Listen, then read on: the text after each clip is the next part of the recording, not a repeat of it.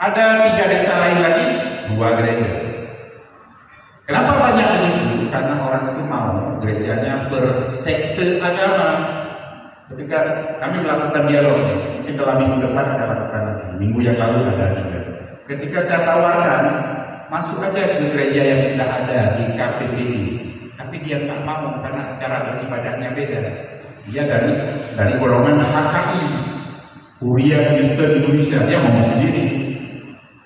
Cuman yang Katolik juga mau sendiri, yang GPI juga mau sendiri, dan seterusnya. Makanya agak rumit kita selesaikan yang di Singkil.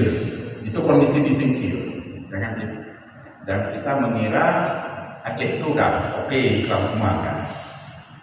Di Aceh Tengah juga demikian. Jumlah di gereja itu satu data yang rasanya 131. Jadi pertumbuhannya cepat.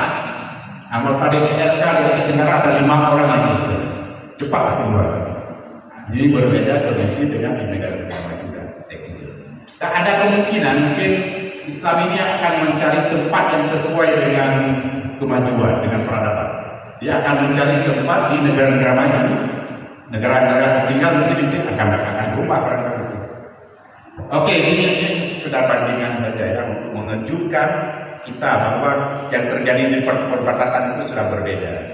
Mungkin ada tertarik nanti melakukan KPN di sana, itu menjadi data awal apa yang harus dilakukan.